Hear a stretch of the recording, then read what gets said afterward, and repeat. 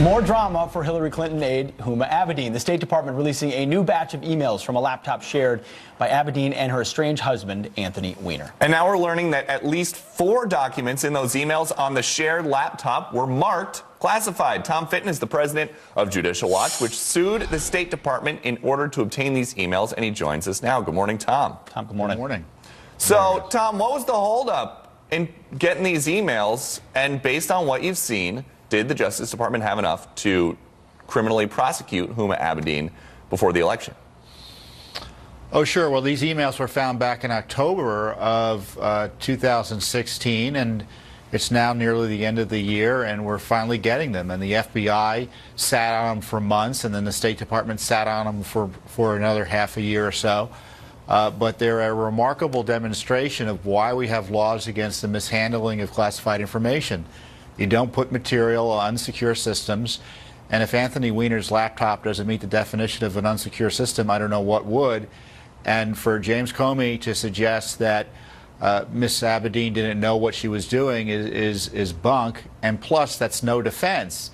She had an obligation to protect classified material, and of course one of the reasons this classified material was on Anthony Weiner's laptop was because Abedin had an email account on which she was communicating with Hillary Clinton from her secret server.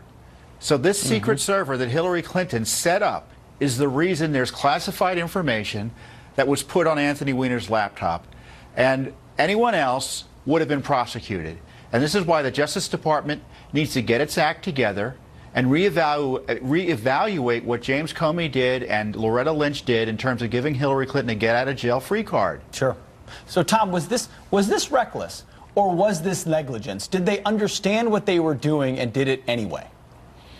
It was intentional and negligent in the least. It was intentional in the sense that both Abedin and Hillary Clinton were warned repeatedly about the security implications of using non-secure devices to do government business. Hillary Clinton herself talked about, well, you know, the security hawks told me X and I did Y anyway. They were warned repeatedly on this, and yet they put this material out there for potentially the whole world to see. And James Comey had zero interest in upholding the rule of law there, and this is why people are upset, because they know what the rules are. You know, guys, there are, I think, 4.5 million people with security clearances that allow them access to classified information such as this. They all know what the rules are, and I guarantee you most of them are upset that Hillary Clinton and Huma Abedin got away with these outrageous violations of the law. And again, we've got to have the Justice Department reevaluate what went on last year, especially given all the pro-Clinton, anti-Trump bias that we've uncovered on the part of Comey, his top counter-intel guy at the FBI, who was sending, shortly before Comey made this decision not to prosecute Hillary again in October, pro-Hillary Clinton and anti-Trump texts. Sure. And just so that our viewers have an idea of what some of the stuff that was just disclosed is from Huma's emails, one of them is a call sheet for Hillary Clinton when she was going to have a discussion with a Saudi official where Clinton was instructed to say, "I deeply regret the likely upcoming WikiLeaks disclosure." Another one says, "I seek your help in preventing WikiLeaks from undermining our mutual national interests." Tom, right after the State Department did a Friday news dump yesterday with these emails, the website went down.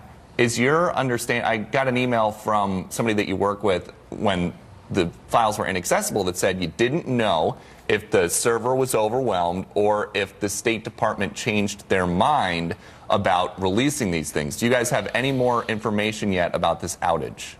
Well, we were told by the Justice Department, who represents the State Department, that the State Department was just overwhelmed, that they didn't expect, obviously, the public interest, and they weren't able to keep up with it, and so they had trouble getting access to the public for the records. But this is what happens when you decide to put this information out there the way the State Department did. Typically, they would have just given us the records outright. We would have put them up on the internet. But they're out there now. People should look at them, and the Justice Department should explain what it is they're going to do about these evident violations of the law. Well, they certainly look like that. Tom Fitton, thanks for your work at Judicial Watch, and come back to us with more as you scan through all of those emails. We appreciate it. Thanks, Tom. You're welcome.